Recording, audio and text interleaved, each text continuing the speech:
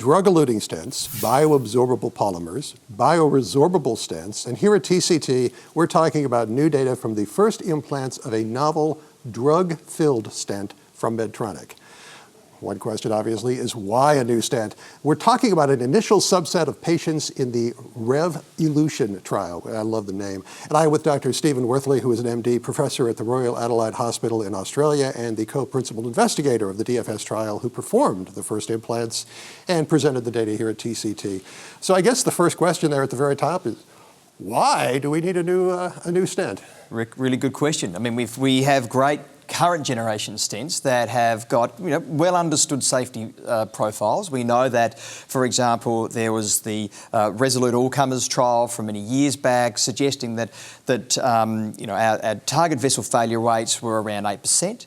And we've seen more recently here at this meeting this week that the very late stent thrombosis rates, so that means a stent thrombosis from 1 year to 5 years, is the order of 0.5%. However, we know that the majority of the events still tend to happen early, in that first 12-month period. Now, the efficacy that we've come to expect from these drug-eluting stents, meaning the stopping, the re-narrowing, growing inside the stent, is well understood and is due to the elution of the drug from the stents over a 3 to 4 month period. We know if it's faster, it doesn't work as well. If it's slower, it probably doesn't either. However, one of the issues is that efficacy that we get from the drug comes at a cost, because the vehicle, the way we deliver that drug, is within a polymer. Right. And there's a host of different polymers. We've got durable polymers, we've got biostable durable polymers, we've got bioresorbable polymers. But one thing that they have all in common is that they are all associated with an inflammatory cell infiltrate early on in their implantation. So we understand that from animal models and pathology data sets. And it's that inflammation that seems to delay the healing or the endothelialization of the stent. And that's what leads to this issue around safety and potentially stent thrombosis. So, if we had a way that we could deliver the drug to give us the efficacy in the same manner over the 3 to 4 month period, and yet had no polymer, which is causing this inflammation and potentially this small but significant safety signal, right, perhaps that's the holy grail. So what you've got is a new technology, drug-filled stent, or DFS. Yeah. What is it? Describe this for me, because it sounds great.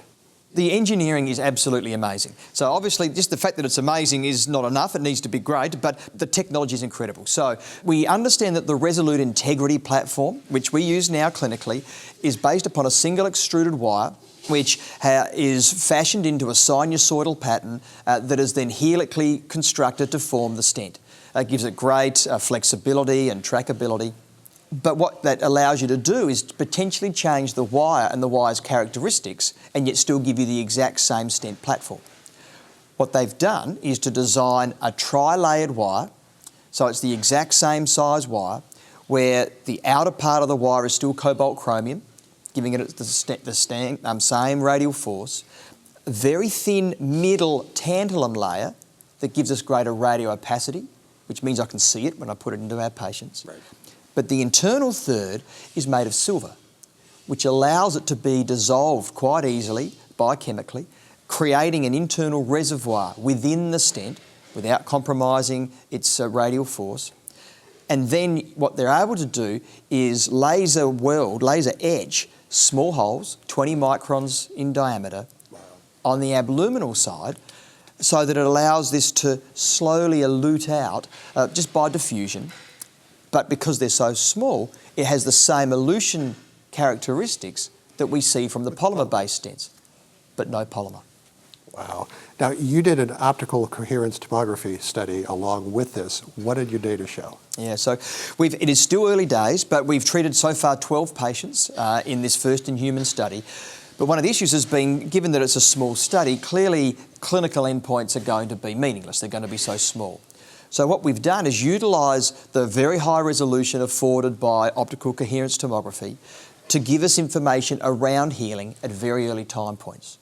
So we have some small subsets, but sets of patients that have got imaging at 1 month.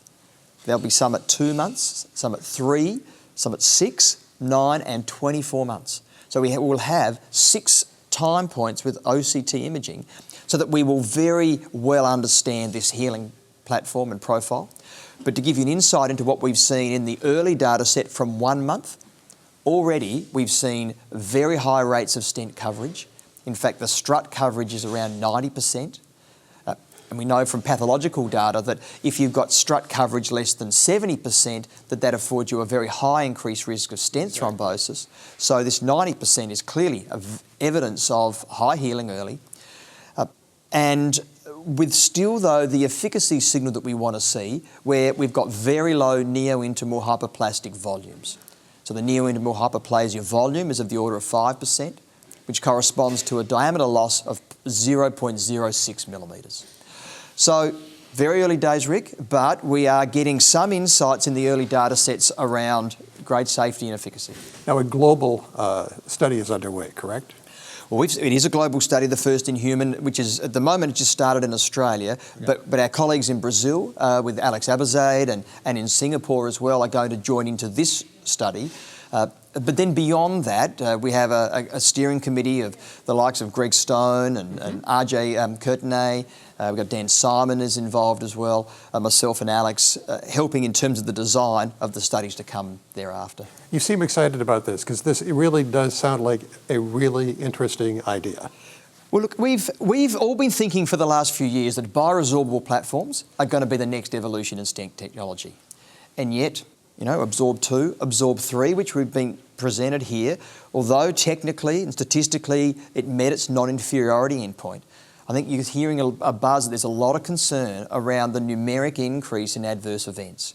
So we've seen a definite and probable 12-month stent thrombosis rate of 1.5%. That's versus 0.7% in the Science arm. And in fact, a 1.7% absolute increase in target lesion failure, the primary endpoint. So they're all concerns. We have not seen a study yet that's confirmed that there's been any benefit of these platforms. And so I don't throw that baby out with the bathwater. I think there's some real premise in that. But right now, there might be room for something else. Maybe this is it. I think it's a great story. And please, as this goes along, find me. Let's do other interviews as we find out more about this technology. I would love to, Rick. Look forward to it. We have a variety of TCT coverage that's in CardioSource World News, so please check that out. And of course, with us here online, I'm Executive Editor Rick McGuire.